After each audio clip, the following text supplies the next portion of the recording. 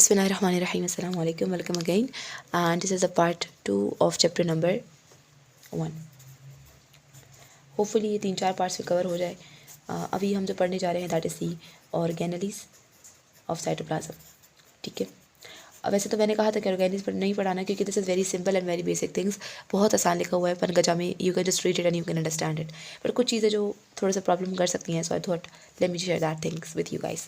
So the first thing is के जो cytoplasm है, ठीक है, साइटोप्लाज्म क्या है? साइटोप्लाज्म प्लाज्मा मेम्ब्रेन होगा. प्लाज्मा मेम्ब्रेन ने इसको बाउंड किया हुआ है. It is actually mostly it is fluid, ठीक है, and it is a space, a volume, and इसमें बहुत से ऑर्गेनिल्स प्रेजेंट होते हैं, राइट. बहुत से ऑर्गेनिल्स इसमें प्रेजेंट होते हैं और ये एक साइट प्रोवाइड करता है कि डिफरेंट किस्म के ऑर्गेनिल्स अपना काम परफॉर्म कर सके सही से. ना क्योंकि ये फ्लूइड है, यानी कि इसमें वाटर होता है, सोल्यूशन होता है, और उस सोल्यूशन के अंदर डिफरेंट किस्म के सब्सटेंसेस डिजॉल्व भी हो सकते हैं या कोलोइडल फॉर्म में भी हो सकते हैं, ठीक है. They can be true solutions और they can be colloidal in nature, ठीक है. कोलोइडल भी हो सकता है, जैसे कि प्रोटीन्स हो सकते हैं, अमीनो एसिड्स हो सकते हैं, फैटी एसिड्स हो सकते हैं, and etcetera. So this is a general introduction to the cytoplasm. Now cytoplasm में जो हमारी बुक के अंदर जो मेन 5 ऑर्गेनिल्स का जिक्र किया हुआ है ना, 5 ऑर्गेनिल्स का, हम उसको बारी बारी डिस्कस करेंगे. उनमें से फर्स्ट ऑर्गेनिल को डिस्कस किया गया है वो है एंडोप्लाज्मिक रेटिकुलम को. नाउ एंडोप्लाज्मिक रेटिकुलम, पहली बात तो ये है कि एंडोप्लाज्मिक रेटिकुलम क्या होता है. तो endoplasmic reticulum is a interconnected structure, ठीक है. ट्यूबुलर स्ट्रक्चर है ये. बहुत से ट्यूब्स से मिलके बना हुआ ये एक स्ट्रक्चर है. और इस पर क्या होता है, इसके 2 पार्ट्स होते हैं. एक होता है SER, एक होता है RER, ठीक है. जो इसका मेजर अगर ओवरऑल फंक्शन देखा जाए ER का, क्योंकि एक ट्यूबुलर स्ट्रक्चर इंटरकनेक्टेड स्ट्रक्चर है, तो इसका मेन काम मैकेनिकल सपोर्ट को प्रोवाइड करना होता है, ठीक है, mechanical support to the cell. और फिर जो इनके दोनों 2 फर्दर टाइप्स बनती हैं, SER और RER, फिर इनके अलग अलग डिफरेंट फंक्शंस हैं. यानी कि ये जो मैकेनिकल सपोर्ट का फंक्शन है ये दोनों का मुश्तरका फंक्शन होगा. RER क्यों कहते हैं? क्योंकि ये रफ़ होता है और ये जब हम इसको माइक्रोस्कोप में देखते हैं तो we see it like giving us rough appearance. और ये रफ अपीयरेंस किस वजह से होती है? राइबोसोम्स की वजह से होती है, ठीक है. तो ये जो है, अगर इस पर राइबोसोम्स प्रेजेंट होते हैं तो इसका मेन काम किससे ताल्लुक़ होगा? It will be mainly from translation, ठीक है. यानी कि जो भी प्रोटीन्स हैं उनकी फॉर्मेशन में अपना काम करेगा. ना यहाँ पर जो बुक में एक इंपॉर्टेंट पॉइंट बताया वो मैं आपसे शेयर करूँ कि ये जो ट्रांसलेशन ये प्रोटीन्स की कर रहा है, नो डाउट कि जितनी भी सेल्स हैं, मोस्टली सेल के जितने प्रोटीन्स हैं, उन सबको ये राइबोसोम बना रहा होता है, ठीक है. यानी RER अपना रोल प्ले कर रहा है, राइबोसोम की वजह से वो सारे के सारे बन रहे होते हैं. बट कुछ प्रोटीन्स ऐसे हैं जो कि RER के राइबोसोम नहीं बनाते. और वो कौन से प्रोटीन्स हैं? वो माइटोकॉन्ड्रिया के प्रोटीन्स हैं. माइटोकॉन्ड्रिया के मेम्ब्रेन पर जो प्रोटीन्स प्रेजेंट होते हैं, जैसे दिस इज द माइटोकॉन्ड्रिया. इस माइटोकॉन्ड्रिया के मेम्ब्रेन पर जो प्रोटीन्स प्रेजेंट होते हैं, they are not sensitized by this particular RER के ribosomes. This is very important concept. यहाँ बुक में लिखा हुआ है that virtually all integral membrane proteins of the cell except those occur in the membrane of the mitochondria are form by ribosomes, ठीक है. तो exception साथ में है.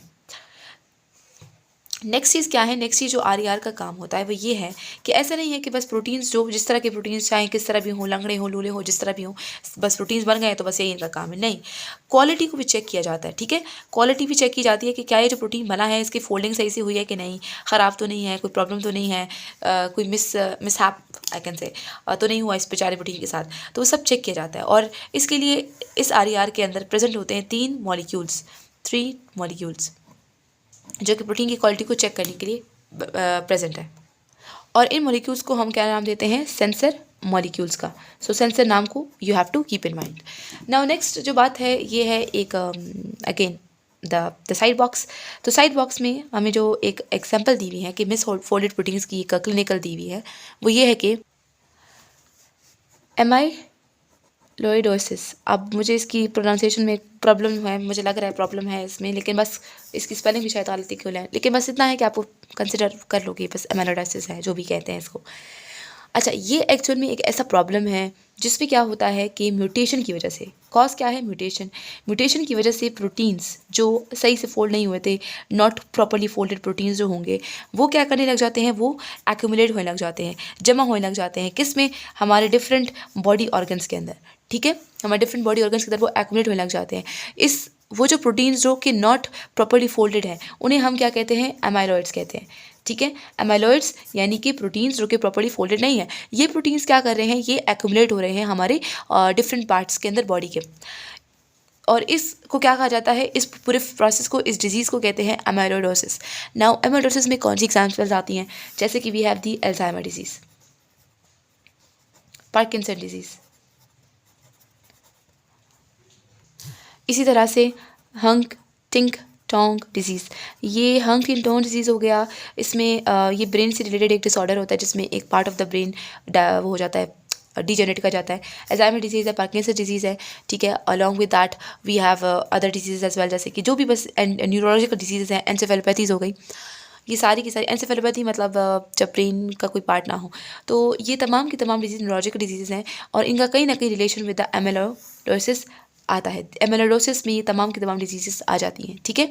बट ओवरऑल अगर कोई आपसे पूछते हैं व्हाट इज एमेलोइडोसिस, तो यू शुड से कि जिसमें एमेलोइड फाइबर्स यानी कि जो प्रोटीन्स होते हैं वो एक्यूमुलेट हो जाए हमारी बॉडी के अंदर। इसके साथ ये भी हो सकता है कि यही जो non functional properly fold proteins नहीं है ये ईआर के अंदर ही एक्यूमुलेट हो जाए। तो अगर ये ईआर के अंदर जमा होने लग जाएंगे तो इससे क्या होगा, इससे हो जाती है endoplasmic reticulum stress, ER stress, ठीक है। ईआर स्ट्रेस हो जाएगा और ये ईआर स्ट्रेस जो है एसोसिएटेड है, मतलब ये जो प्रॉब्लम है अगर एमेलोइडोसिस होगा तो ईआर स्ट्रेस भी हो सकता है उस पेशेंट में, या अगर ईआर स्ट्रेस है तो मोस्ट प्रॉब्ली कि उन पेशेंट्स को कोई ना कोई ये वाली तमाम डिजीजेस हो, एंटिटीज़ नहीं, न्यूरोडिजेनरेटिव डिजीजेस प्रेजेंट हो उनके अंदर, ठीक है। फर्दरमोर जो डायबिटीज़ के पेशेंट्स होते हैं उनमें भी ईआर स्ट्रेस हो सकता है, ठीक है। प्रोटीन अनफोल्डेड है और नॉन फंक्शन है, they are like accumulated inside the endoplasmic reticulum. I hope you got the idea of this particular sidewalks. अच्छा, उसके बाद जो है आ जाता है एस ई आर। नाउ ये जो एस ई आर है, अब सबसे पहला जो फंक्शन आता है एस ई आर का वो है लिपिड। एस ई आर जो फंक्शन परफॉर्म करता है वो है सिंथेसिस ऑफ लिपिड्स। इसके बाद दूसरा जो इसका फंक्शन होता है ये लिपिड्स को बनाने में काम करेगा। स्टीरॉइड्स वगैरह को, इसमें ऐसे एंजाइम्स होते हैं एस ई आर के अंदर जो कि क्या करेगा, स्टीरॉइड्स को बनाने में अपना रोल प्ले करता है। लिपिड सिंथेसिस में स्टीरॉइड्स एज अ प्रिकर्सर आ जाएंगे, राइट। देन इसके बाद प्रिकर्सर नहीं, इसकी डेरिवेटिव्स या इसके फर्दर, हाँ डेरिवेटिव्स या सिंपल कंपाउंड्स में आ जाएंगे। देन सिमिलरली इसके अंदर एस ई आर के अंदर वी हैव एन एंजाइम जिसको कहते हैं साइटोक्रोम P450, ठीक है। अब इसका काम समझे, ये जो एंजाइम है ना साइटोक्रोम P450, इसका काम ये होता है कि हाइड्रोक्सिलेशन करता है, यानी कि OH ऐड करता है। डिफरेंट जो भी हमारे बॉडी के अंदर ऑब्वियसली बहुत से मुख्तलिफ हार्मफुल कंपाउंड्स बनते हैं, टॉक्सिक सब्सटेंसेस बनते रहते हैं।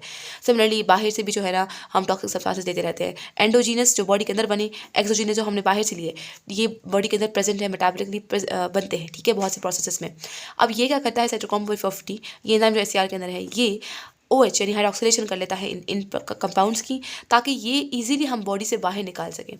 वैसे अगर इनकी OH नहीं की जाए, हाइड्रोक्सिलेशन ना की जाए, तो ये बहुत ही हार्मफुल है हमारी बॉडी के लिए।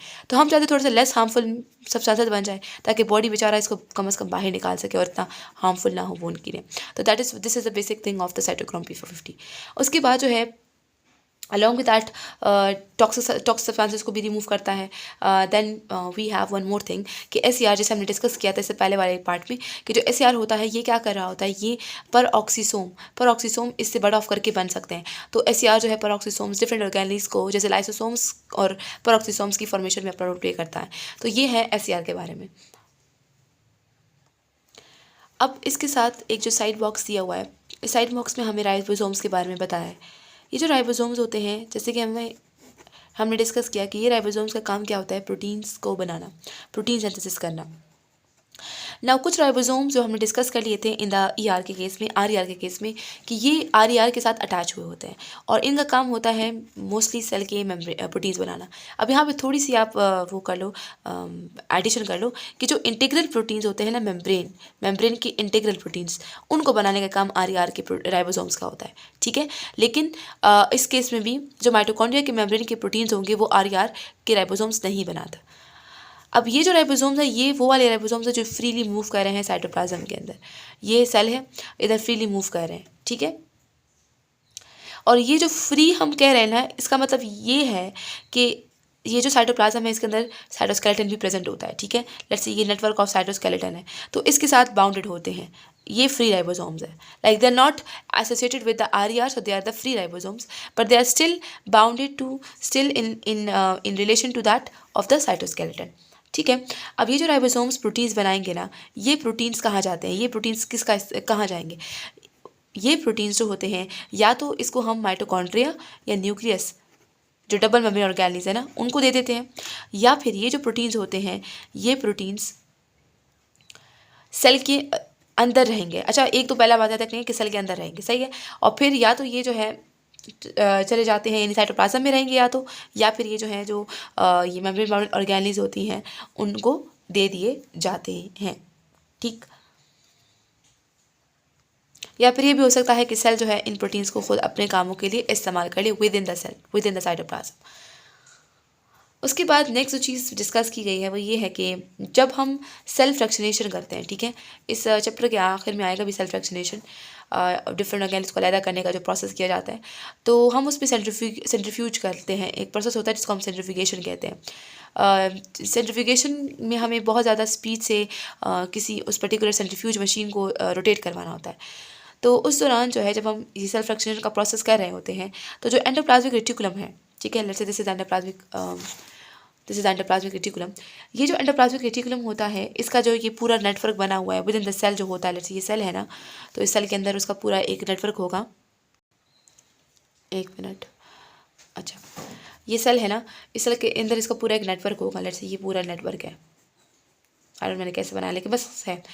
ये जो नेटवर्क होता है ये डिस्टर्ब ख़राब हो जाता है, ठीक है, और ये जब ख़राब हो जाता है तो ये छोटे छोटे वेसिकल्स की फॉर्म में आ जाता है, छोटे छोटे वेसिकल्स बन जाते हैं इससे, इस पूरे ट्यूबुलर स्ट्रक्चर से, ठीक है। और इन वेसिकल्स को फिर हम नाम देते हैं माइक्रोसोम का। तो कोई आपसे पूछता है व्हाट इज़ माइक्रोसोम, तो कहना है कि जब सेल फ्रैक्शनेशन होती है तो एंडोप्लाज्मिक रेटिकुलम का जो ये ट्यूबुलर स्ट्रक्चर है ये डिस्टर्ब हो जाता है, ख़राब हो जाता है, और छोटे छोटे वेसिकल्स बन जाते हैं इसके ट्यूबुलर नेटवर्क से, इन्हीं को हम माइक्रोसोम कहते हैं। तो वैसे अगर कोई पूछे कि क्या माइक्रोसोम सेल के अंदर प्रेजेंट है, तो आपने कहना नहीं, ये प्रेजेंट नहीं। तो ये डिराइव कहाँ से हुए हैं, ये ट्यूबुलर स्ट्रक्चर यानी कि SCR या RER इनसे डिराइव हुए होते हैं एक्चुअल में। क्लियर।